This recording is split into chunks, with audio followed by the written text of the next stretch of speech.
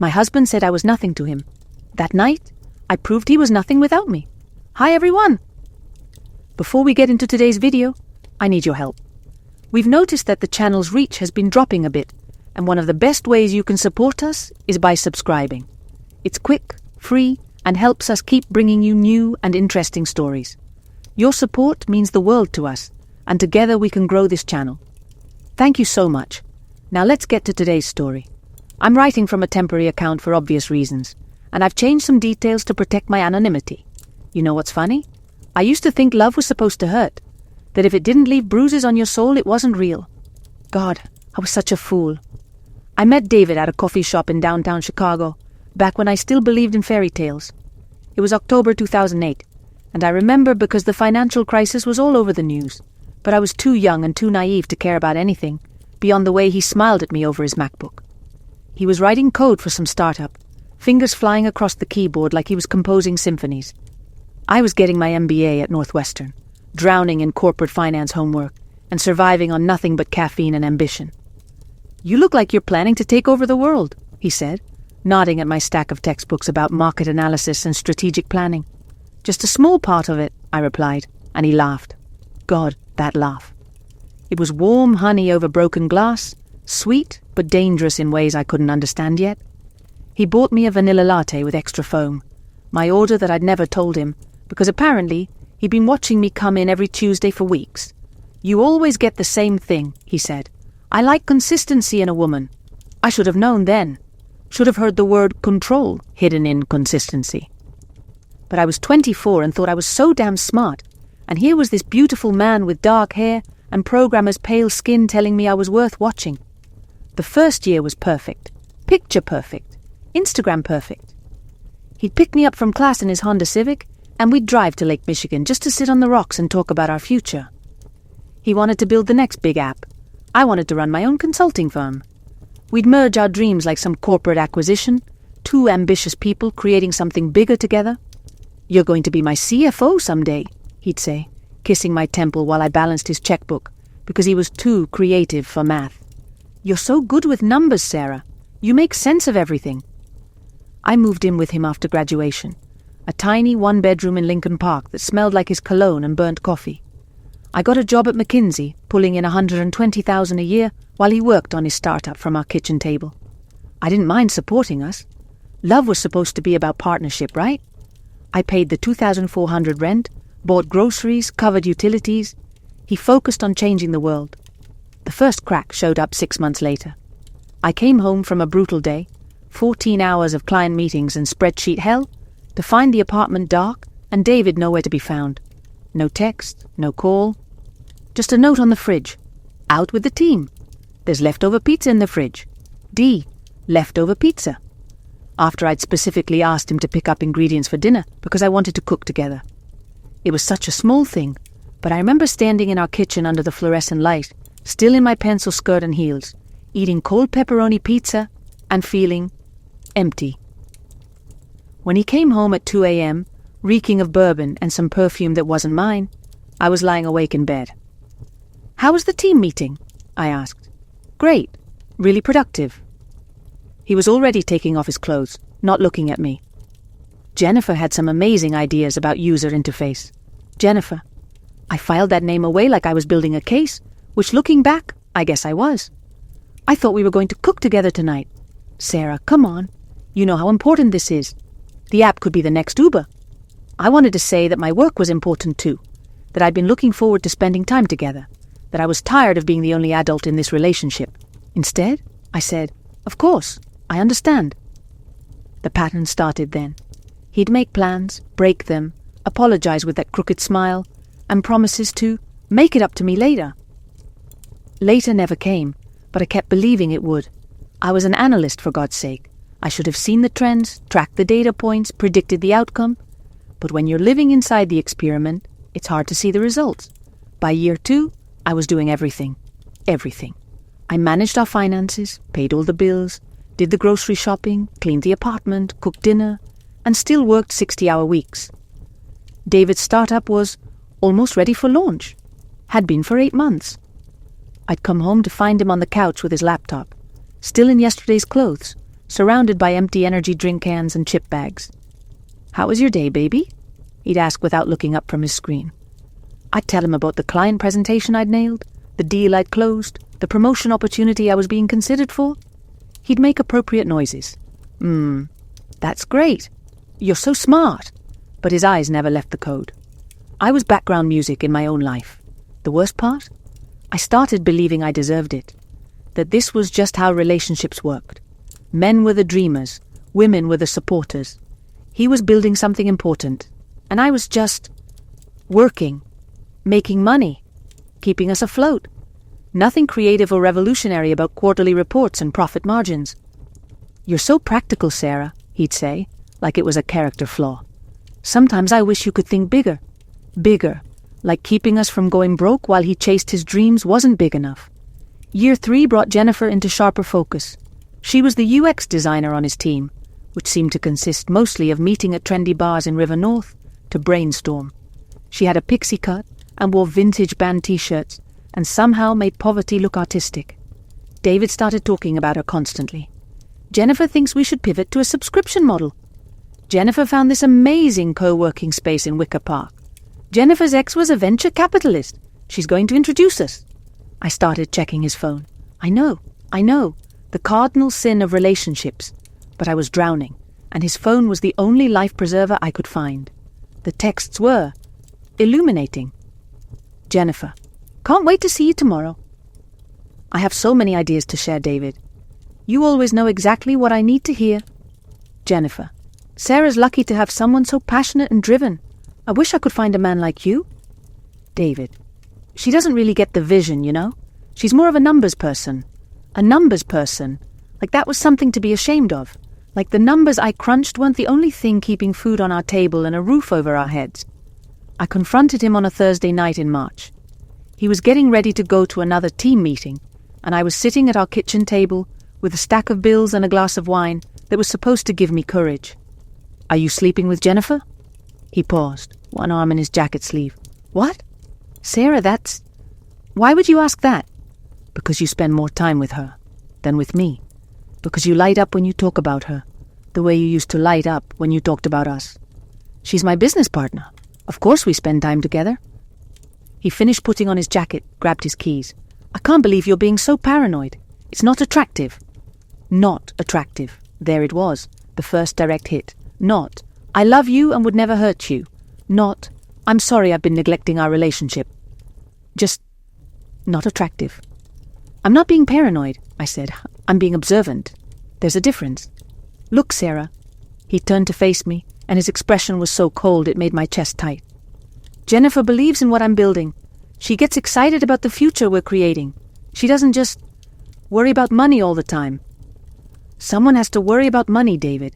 Someone has to pay rent and buy groceries and make sure the electricity stays on while you're busy creating the future. And I appreciate that. I do. But sometimes... He shook his head. "Sometimes I need someone who dreams with me instead of just managing my life." He left. I sat there with my wine and my bills, feeling like I'd been carved hollow. Managing his life. Like love was supposed to be all inspiration and no perspiration, all dreams and no dishes, all vision and no rent checks. I started keeping a journal that night. Not a diary, a record. Dates, times, expenditures, conversations. I told myself I was just trying to understand what was happening to us, but deep down, I knew I was gathering evidence. My analytical brain was kicking in, finally treating this relationship like any other failing project that needed assessment. The numbers were stark. I contributed 98 of our household income. I paid 100 of our bills. I did 90 of domestic tasks. David spent an average of 4 nights a week working late with Jennifer. We'd had sex twice in the past 2 months. He'd ask me about my day. 3 times in the past month, I was a business analyst. I knew a failing investment when I saw one. But I also loved him. God help me, I still loved the man who'd bought me lattes and talked about conquering the world together. So I doubled down. I tried harder. I bought sexier lingerie, cooked more elaborate meals, suggested weekend trips we couldn't afford. I became a one-woman charm offensive against my own relationship's entropy. It backfired spectacularly. "Why are you being so clingy lately?" he asked one Sunday morning as I tried to curl up against him in bed. "I feel like you're always trying to perform for me or something." Perform. Like loving him was an act I was putting on, instead of the most real thing in my life. The beginning of the end came in September, year 4. David's app finally launched. 4 years of my salary, my support, my belief in his dream, and it went live on a Tuesday afternoon while I was in a client meeting. I found out from his Facebook post, dreams do come true. After years of hard work, Innovate Pro is finally live. Couldn't have done this without my amazing team, especially Jennifer Martinez, whose vision and creativity made this possible. Here's to changing the world, one user at a time. Not one mention of me, not one word about the woman who'd kept him fed and housed and financially afloat while he built his dream. Jennifer got credit for vision and creativity. I got nothing. I called him, but it went to voicemail. I texted, no response. At 6 p.m., I finally drove to the co-working space in Wicker Park, where he'd been spending all his time. I found them at a bar across the street, celebrating with the team, which apparently consisted of David, Jennifer, and 2 college kids who looked like they'd never seen a real paycheck. They were drunk on champagne and possibility, laughing and planning their TechCrunch interview. Jennifer was sitting so close to David their thighs were touching. Her hand was on his arm. He was looking at her like she'd hung the moon and stars, and personally invented the concept of love. I stood in the doorway for 5 full minutes, watching my husband be happy with another woman. Watching him be the version of himself that used to exist for me. Animated, passionate, alive.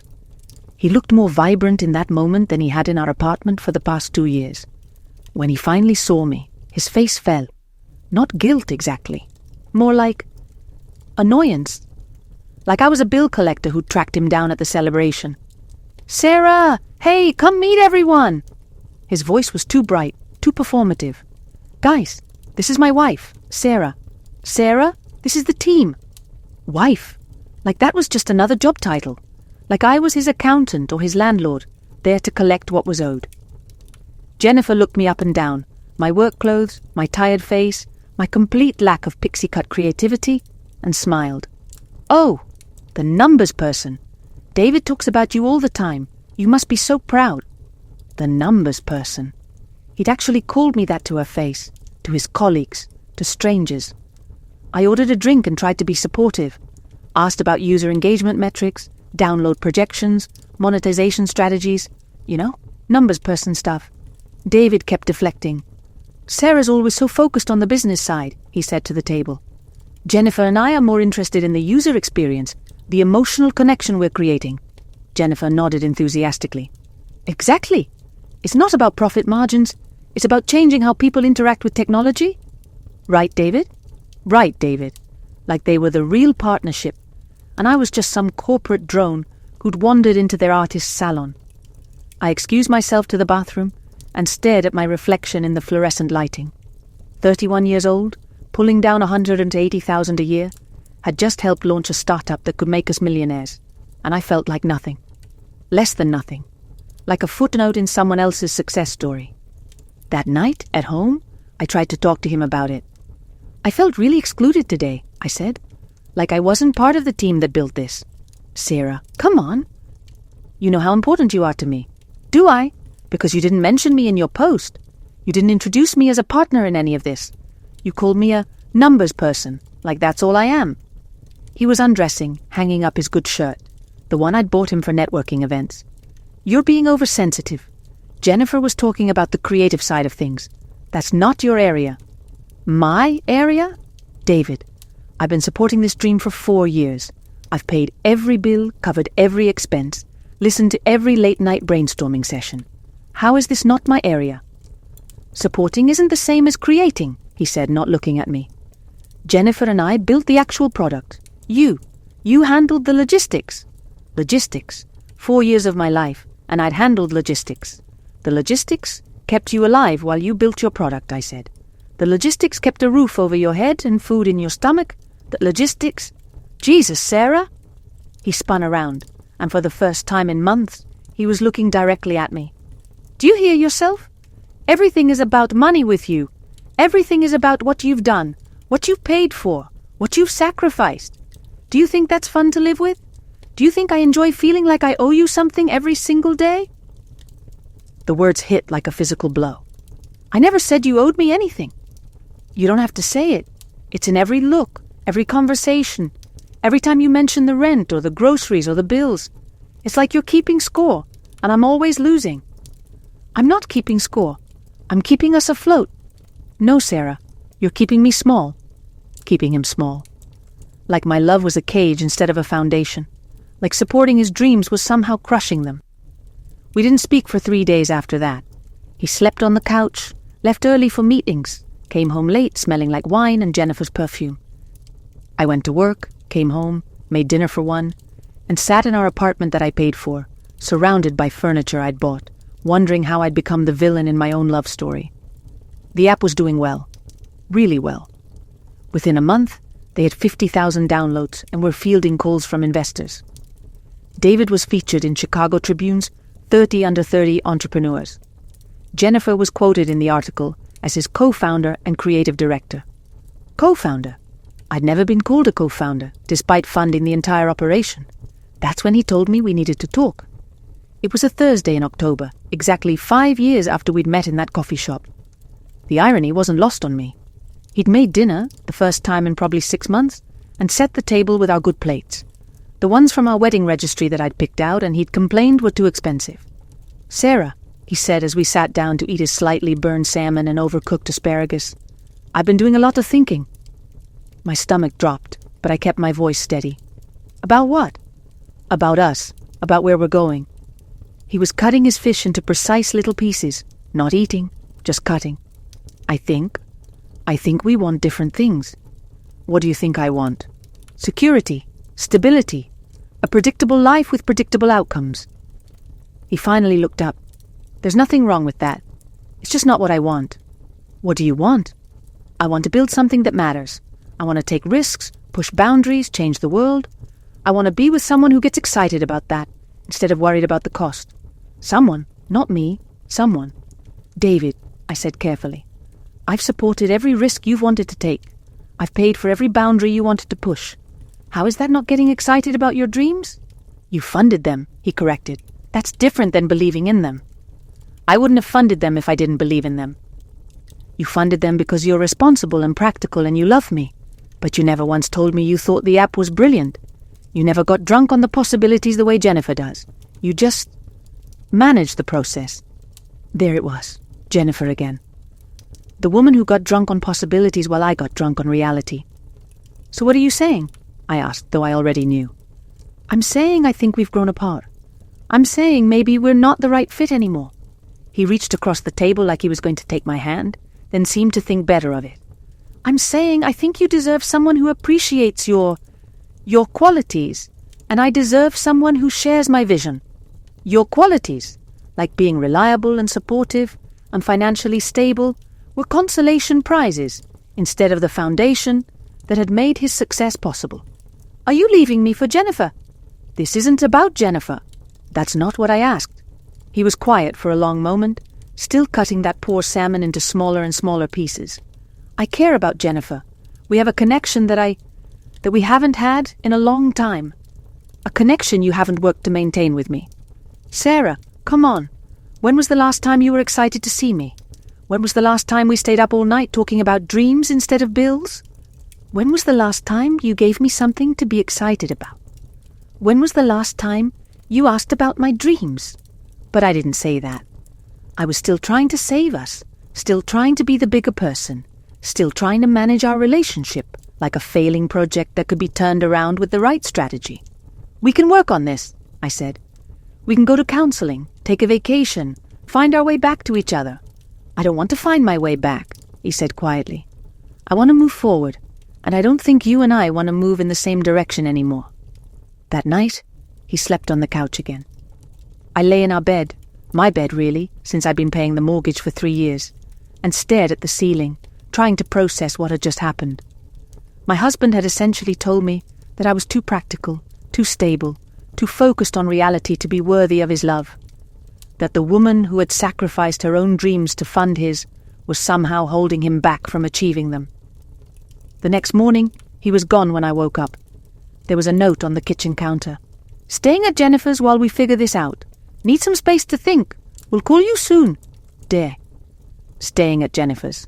So that connection had already progressed to sleepovers, apparently. I called in sick to work for the first time in 3 years and spent the day going through our finances.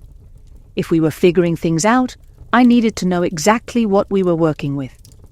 The spreadsheets told a story that even David couldn't spin. I had contributed $847,000 to our relationship over 5 years. He had contributed $23,000 from a brief contract job and some freelance work. I owned our apartment, my name on the deed, both cars, my credit, my payments, and had built up $180,000 in savings while supporting both of us. The app that Jennifer was now being called co-founder of, built entirely on my investment. The laptop he'd coded it on, the co-working space memberships, the business licenses, the legal fees, the marketing budget, all of it had come from my salary, my savings, my belief in his potential. But here's the thing that really made me laugh, sitting there in my kitchen with 5 years of financial records spread across the table. The app wasn't actually making money yet. It had downloads and users and investor interest, but no revenue model. They were burning through the initial investment, my investment, on champagne celebrations and fancy offices, and Jennifer's salary as creative director. At their current burn rate, they'd be bankrupt in 8 months. David called me that evening. "How are you doing?" he asked, like he was checking on a distant relative instead of the woman he'd promised to love and honor. "I'm great," I said. "Really great.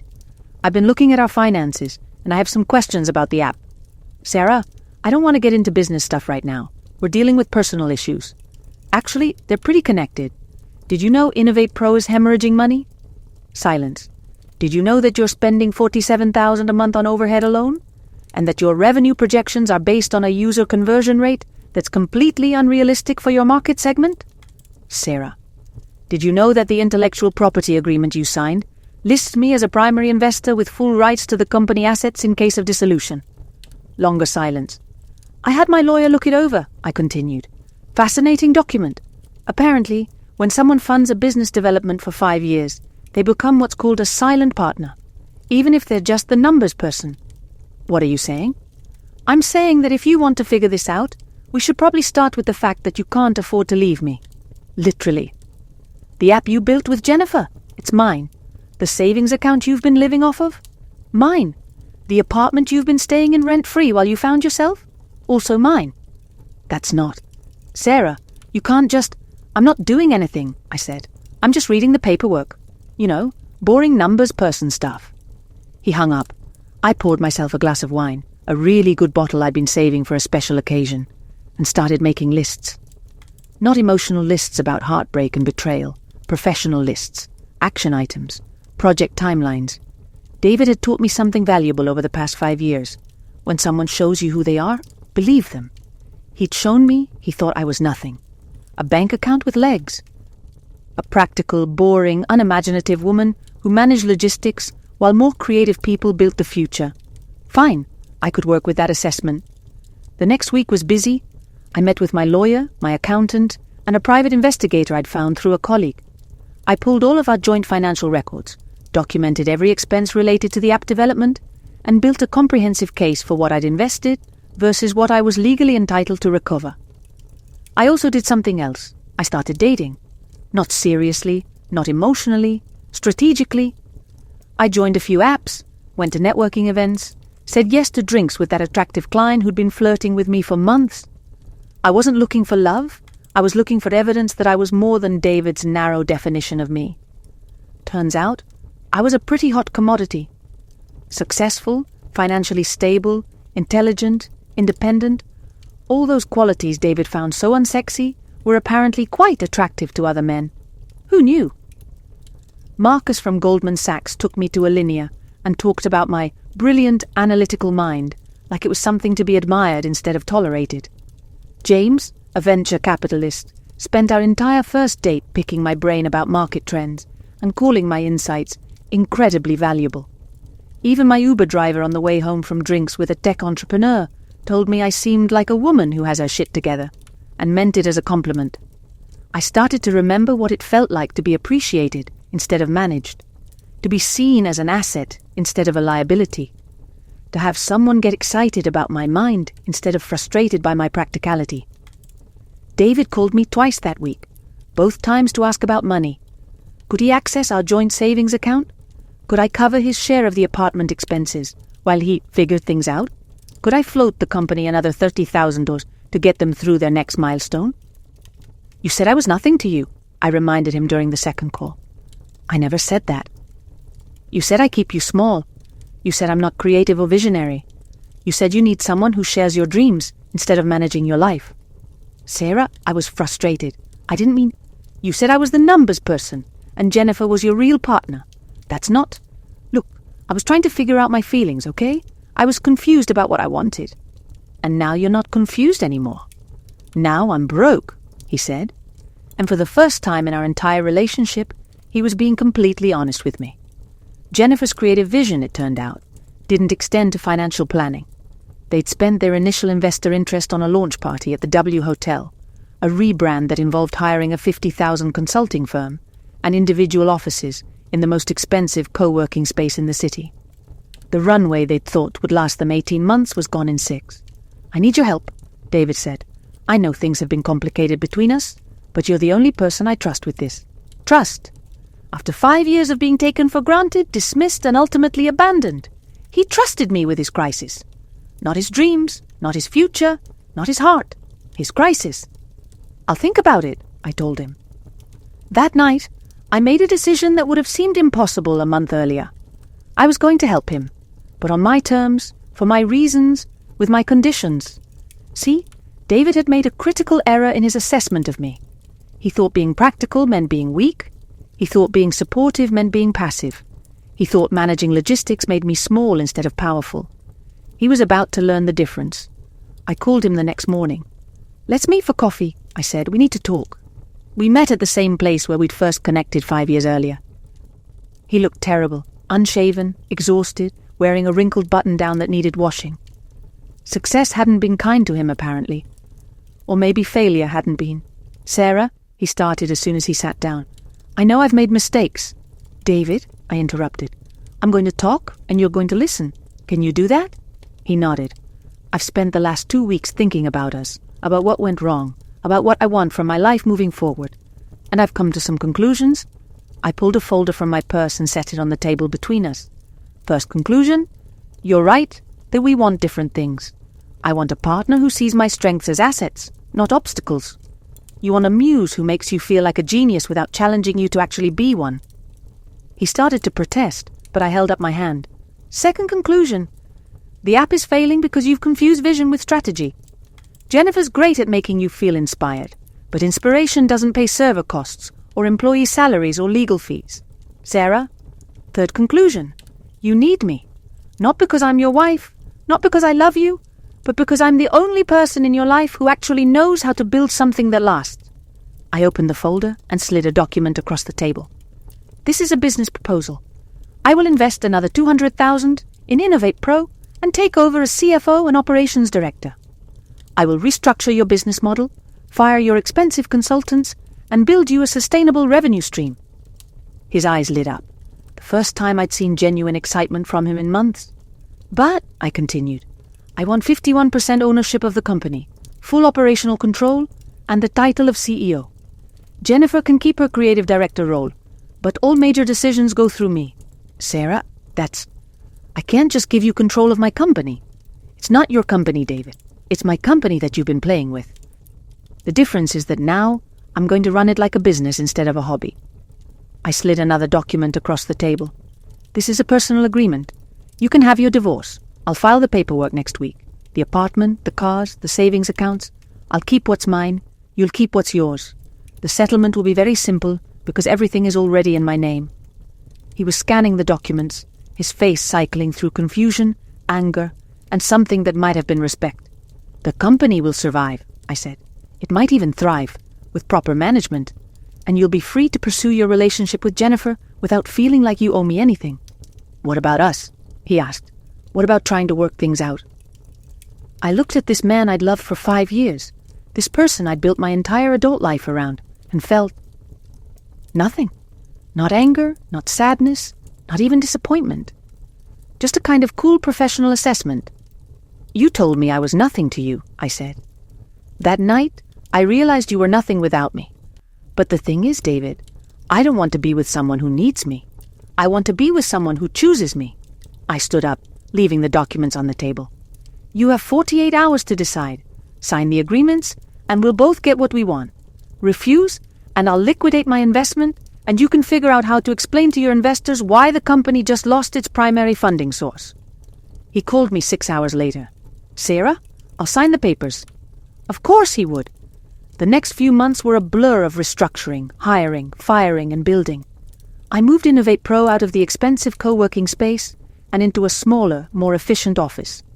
I renegotiated vendor contracts, implemented actual accounting systems, and fired the consulting firm that had been bleeding us dry. I also hired Jennifer as my assistant.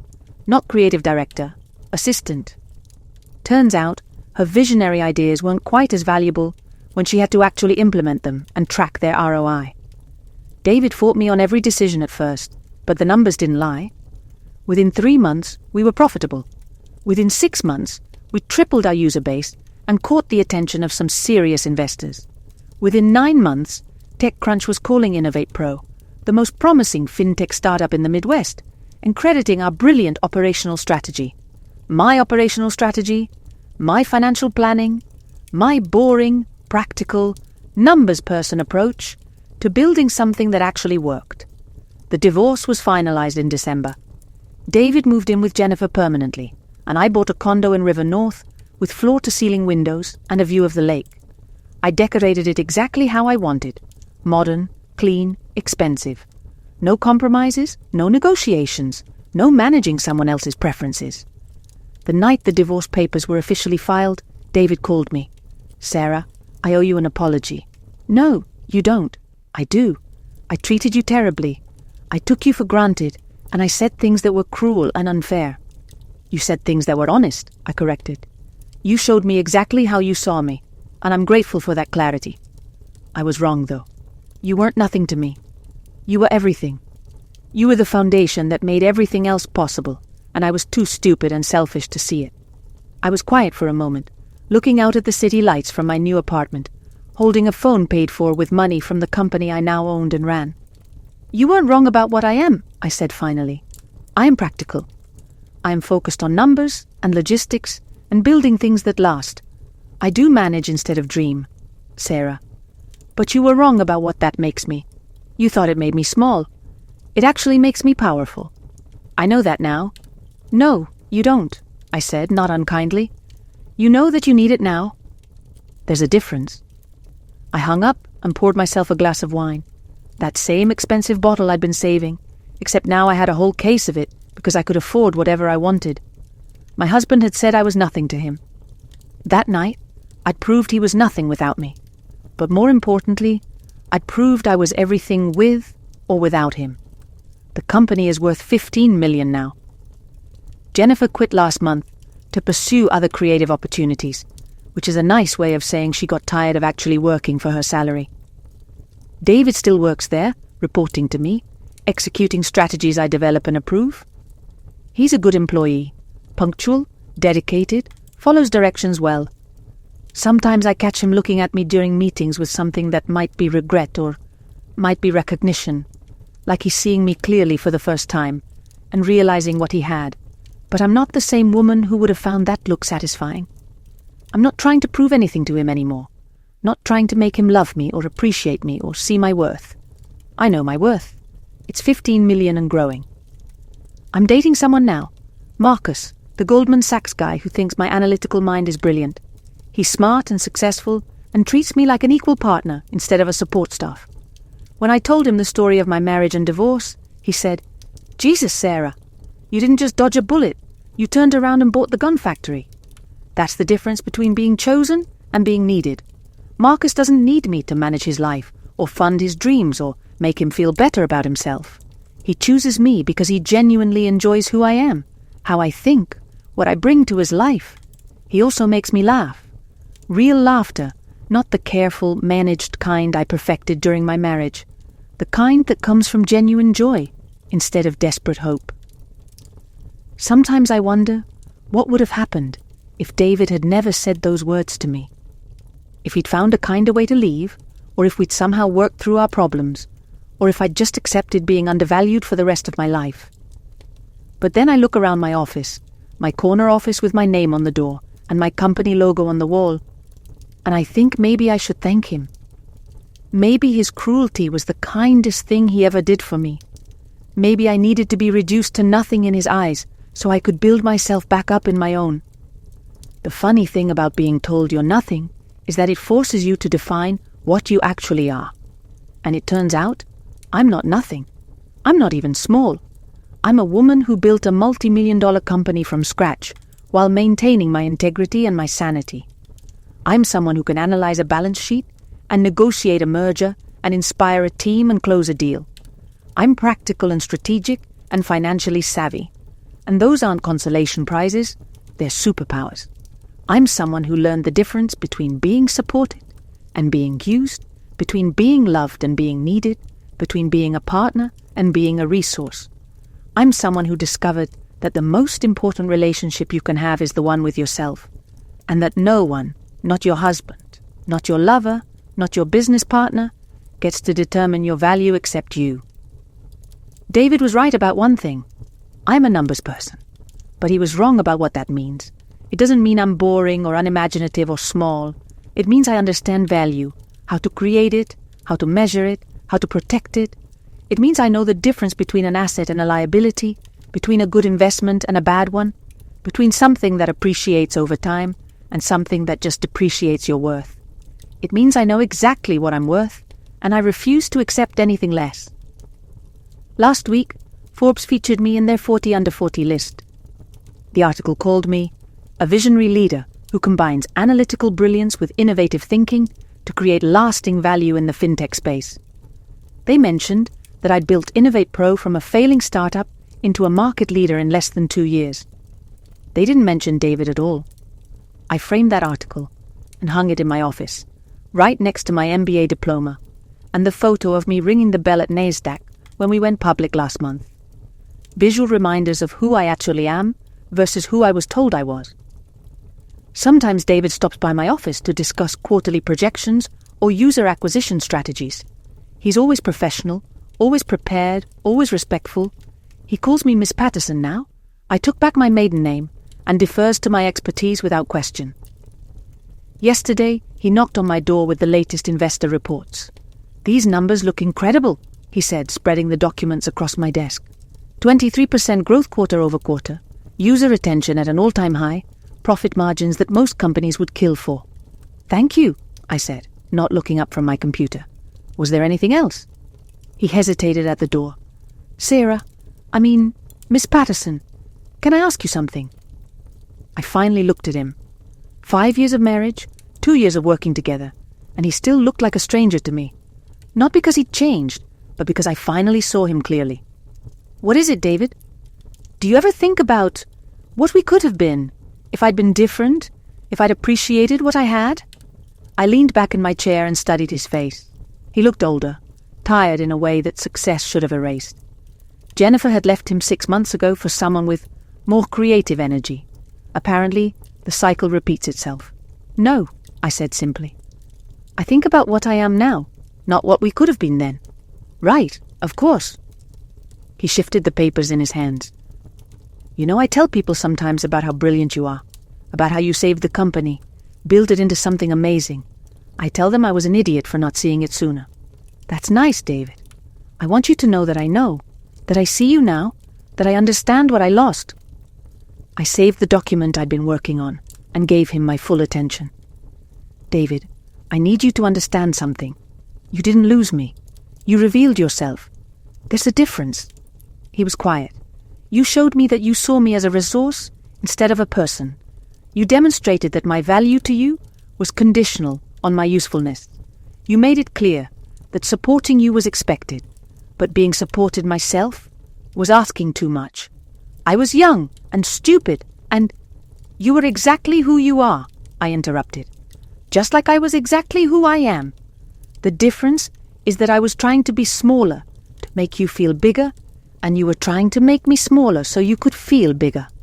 Neither of those approaches work long term. He nodded slowly. I see that now. I hope you do. I hope you've learned something from all of this. I have. I've learned that I'm nothing without someone like you. I smiled, but it wasn't a kind smile. See? That's where you're still getting it wrong. You're not nothing without me, David. You're just ordinary. And there's nothing wrong with being ordinary, as long as you don't need someone extraordinary to pretend you're not. After he left, I sat in my office for a while, looking out at the city skyline. Tomorrow, I had meetings with 3 potential acquisition targets, a board presentation about our expansion into international markets, and dinner with Marcus at that new restaurant everyone's talking about. My calendar was full of choices, business choices, personal choices, life choices. Every decision was mine to make. Every opportunity was mine to evaluate. Every risk was mine to take or decline. I pulled out my phone and scrolled through my contacts until I found David's number. For just a moment, I considered calling him. Not to reconcile or reminisce, but to tell him something I'd never said. Thank you. Thank you for showing me who you really were before I wasted any more of my life trying to be who you wanted me to be. Thank you for choosing Jennifer, because it forced me to choose myself. Thank you for telling me I was nothing to you, because it made me prove, to myself, not to you, that I was everything I needed to be. But I didn't call him. Some conversations are better left unhad. Some gratitude is better left unexpressed. The best revenge isn't a phone call or a confrontation, or even success itself. The best revenge is indifference. The best revenge is building a life so full and rich and satisfying that your past becomes irrelevant to your present. The best revenge is becoming so completely, authentically yourself that you can't even remember why you once tried to be smaller. I deleted his number from my phone and went back to work. After all, I had a company to run, a future to build, and a life to live. And unlike my marriage, none of those things required me to be anything other than exactly who I am. Practical, strategic, brilliant, powerful, worth every penny I've ever invested in myself. My husband said I was nothing to him. That night, I proved he was nothing without me. But more importantly, I proved I was everything I needed to be, with or without him. And that, it turns out, makes all the difference in the world.